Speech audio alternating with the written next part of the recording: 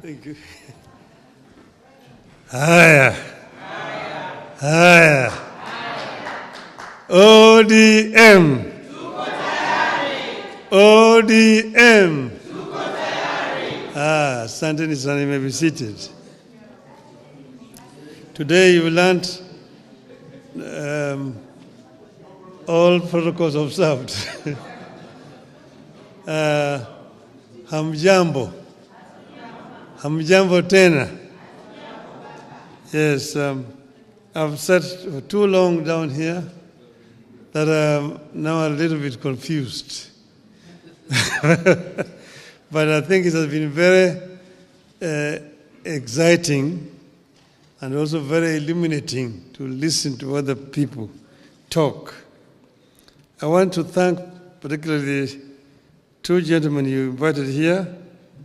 That is Polycarp Omolo Chilo and Dr. Oscar Otele from the University of Nairobi. I found their contribution very informative indeed, and with a lot of humor and good touch. And I also want to thank everybody else who has contributed in this discussion today. It was a wonderful session. We thought that it is necessary for us, before you go back, to have a PG, because you have not had a PG where you also brought the party leadership to talk to you together. And we felt that we should do it before the end of the year, particularly before we go for the Jamboree in Mombasa. So I'm not going to bore you with a very long speech. There's a few things that I put together that I want to say. About a year ago, we got together with the UDA party to help steady the ship of the Kenyan nation that had been hit by extreme turbulence and faced a reality of collapse. Some people may not even know exactly where we were, but because I had a first inside impression of what was happening, we were very much almost on the precipice. Because as you see, after so many days of demonstrations, you saw that eventually the military were on the streets. And they were on the streets, of course, they were fairly civil to the Wananchi at that time. But that was because they had not been given instructions. And you know, there is what you always all the time talk about, the chief of defense forces. Once the military are given instructions, they execute. And we are almost there. We're almost there. So he said it's better to have a country that is civil, where leadership can be replaced through the ballot rather than through the bullets. And that was one of the reasons why we did what we did at that time. The coming together started informally, with some of our members joining the government. We later formalized the arrangements through a memorandum of understanding signed publicly with UDA and shared widely with the public. This far, a core agenda of our coming together has been achieved. We have a stable and peaceful country. We beat back the chaos and created an environment in which you can agree to disagree without staring at a collapse. I recognize and appreciate the role our MPs continue to play in the realization of this noble goal of preserving the nation. As I've said before, whatever the differences and misgivings we have as parties or leaders, we must have a country first. Only then can we set about discussing how to perfect the nation's imperfections and even who is to lead the nation. This is a core belief of our party. We stand for and with the country and act in the interest of the people of Kenya. I am convinced that Kenyans want Kenya to stand, and we stand with them on this. Ronald Reagan used to tell Americans, and I quote, "If you ever forget that we are one nation under God, then we will be a nation gone under," unquote. As Kenyans, we know only too well what happened to nations that went under. Some took too long to come back, others never made it back at all. Kenya must never tempt that fate. As a party, we must never be ashamed to remind the people that we can never accept collapse as an alternative path to power.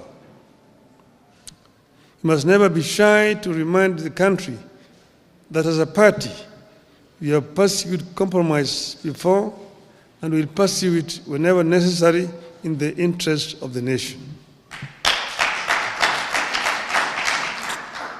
We had the option of taking it out to the bitter end in 2007-2008.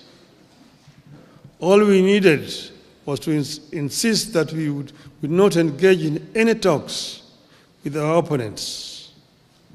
But we saw the danger of Kenya collapsing, and we opted for compromise for the sake of Kenya.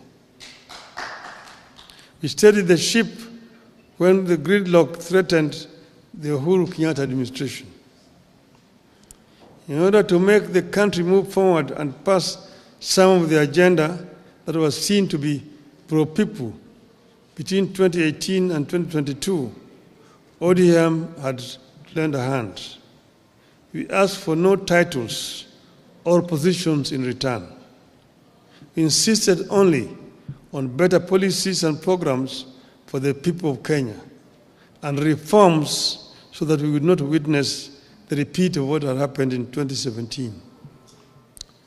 History indicates that each time the leaders of this country have come together, some great things happen. We got the 2010 Constitution because we made compromises with the President Daniel Arap Moi and made him appreciate that it was in his interest, as well as the country's, to midwife a new constitution. We achieved more under the Grand Coalition government than under the NAC regime. The NAC regime swept to power in a wave of popularity, but quickly got hijacked by isolationists and quickly lost the plot to tribal demagogues. Over time, we have appreciated that it takes teamwork to get any edifice, a country included, back on the right track. Today, we are again seeing early fruits of cooperation between political parties.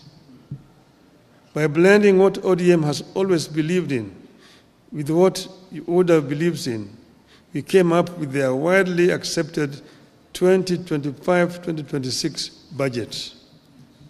Thanks to the ODM experts.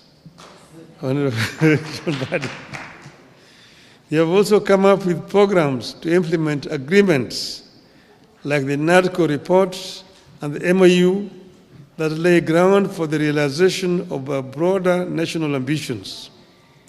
The ability to make compromises without compromising the core values and the goals is yielding fruits. We are not out of the woods yet, but we are in a better place today than at this time in 2024 or this time in 2023. Much work remains to be done in the pursuit of a stable, equitable, and prosperous country that delivers to the citizens. It will require firm and resolute leadership, regular consultations, more sobriety, and constant focus on the needs of the people. I mention sobriety because in times like this, it is possible for politicians to spend more time listening to the echoes of their own voices and the cheers from the masses, and forget that we are leaders and we are supposed to be leading.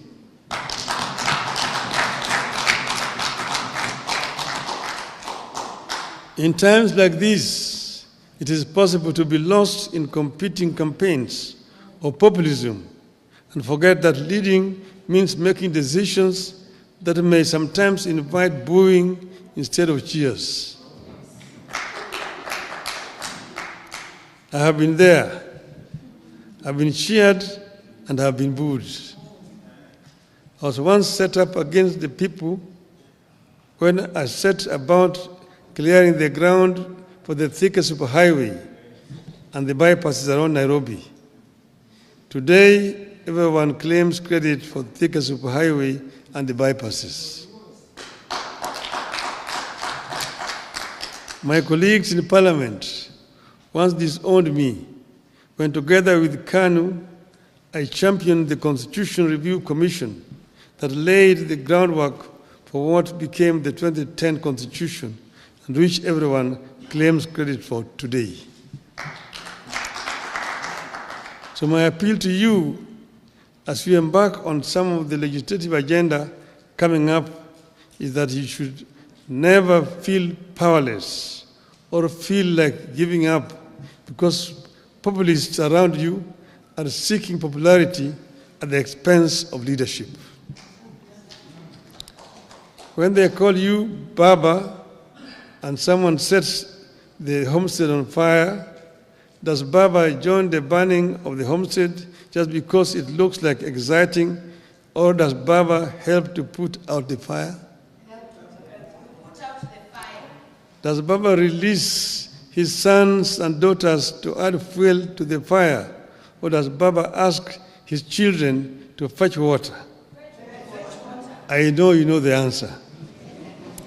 There's a time to lead and a time to acknowledge cheers. Popularity surges and wanes. Cheering masses come, change, and go. But solid service to the nation, brought against all odds, stands the test of history. Today, I charge you to soldier on in this cause. It is good for our people. It is good for our country. If you act out of conviction, if you put the people at the heart of your maneuvers, if you are sure that our actions are in line with our ideals as a party and our aspirations as a country, the lack of history will be on our side. And I've said, as has been said by Dr. Oscar Otele there, he told you, stand for what is right for the party. And look at what we have signed. And we must remain as ODM. And we've signed and agreed that we'll work together up to 2027. We have not passed any resolution as a party to say how we are going to go into the elections of 2027. So wherever you are, don't commit the party to some things which have not been discussed. Let those things be discussed first. We are ODM. Who's told you that ODM will not have a candidate in 2027? Who has told you? So first, think as ODM, we have a clear plan that we have negotiated and we have agreed on, and let us continue to implement that plan. Other decisions we'll take when the time comes. Finally, first, I want to thank Mbadi for bringing out some of the issues. Like he talked about selling some assets. Kenya Pipeline Corporation. The pipeline is underground from Mombasa through here. Even if you sell it, where is somebody taking it to? It remains very much an asset of Kia. It is just there on the ground. So somebody want to buy it, buy it. That is what Margaret Thatcher told Britons when the Arabs were coming with petrodollars to buy historical buildings in the UK. She said, even if they buy Buckingham Palace, where are they going to take it? It remains here. Your asset. It's an idle asset. Sell it so that we get money instead of going to borrow. Big money to invest instead of going to borrow here. I want to sell the shares of Safaricom. Why not? Why don't you sell the shares of Safaricom? It just remains here in the country.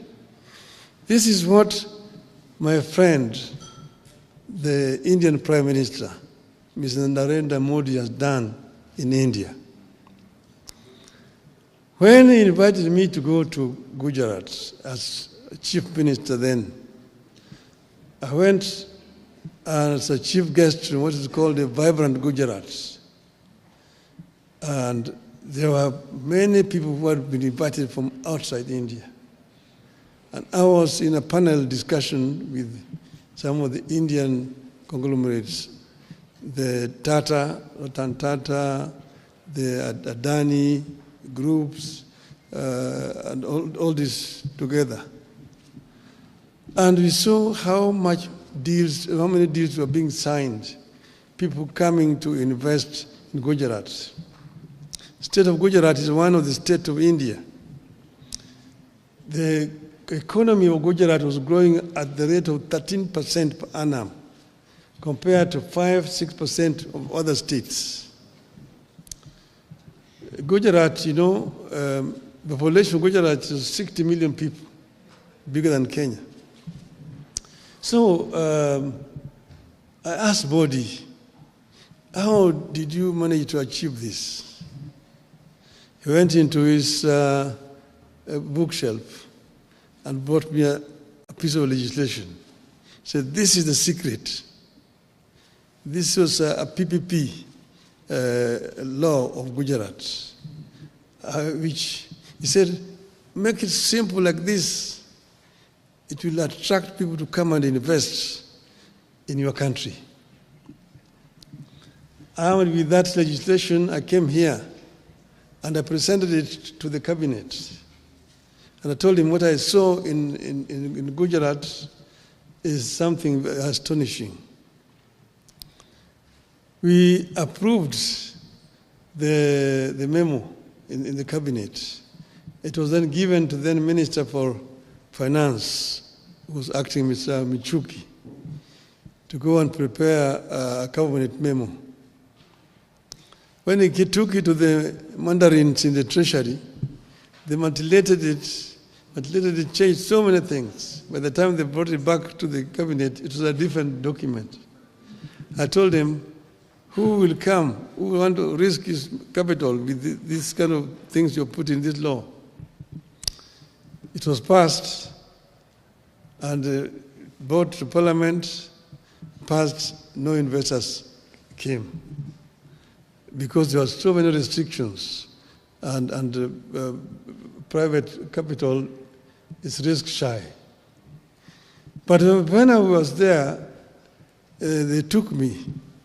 They took us. I was in that delegation as a prime minister. I'd gone with the current prime cabinet minister, Mr. Mudavadi. We were with President Ruto at that time, with Chris Obure, who was a minister for Public Works. I was with a big delegation.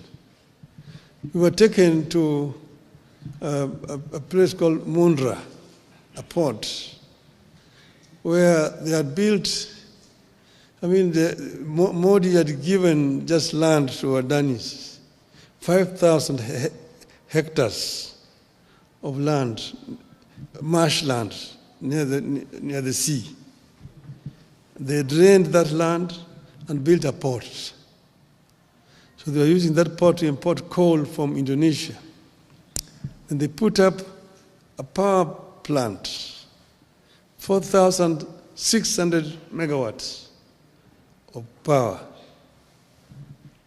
Then the Tata Group followed suit and also built a similar plant, 4,600 megawatts there. So a total of 9,600 megawatts was being generated from that port alone. Our total generation capacity in this country today is not even 3,000. That's from that port. And then they built a railway line, 100 kilometers to join with the national railway system. A sleeping village of 5,000 people rose to become a town of 200,000, eventually now 500,000 people. And investors came to invest in that place. They even built an airport in that place. Okay? Then I can give you so many other examples. So you find the same people, Adani, are given them Bombay. Bombay airport used to be so dilapidated, fly infested and so on. They could have constructed Bombay airport. Today, Bombay airport is so efficient when you go there. You go and look at the Delhi airports. When Modi eventually became Prime Minister of India, he now replicated what he had done in Gujarat in the whole of India. Within the time that he has been the Prime Minister for 10 years, they have constructed 130,000 kilometers of railway line through PPP. They have, in almost every state in India has got 2 international airports in India. All this being done through PPPs. And that's why when Adani came here to want to do this airport, and too much noise was being made in Parliament for no reason at all. They pulled out. The Red Airport is just like here, it is. It is as it is. They are not taking it away. They are bringing their money to do it. They are bringing their money to do it.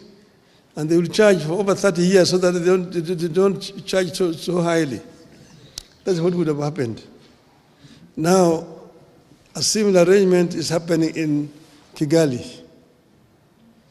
So the Qataris are building Kigali International Airport in the same terms like Adani wanted to do here. So Kigali is going to be the hub in this region, not Nairobi, because of noise being made by other parties which were also interested in doing what Adani was supposed to do and paying people down under the table to make noise every day in the newspapers. Shame on them.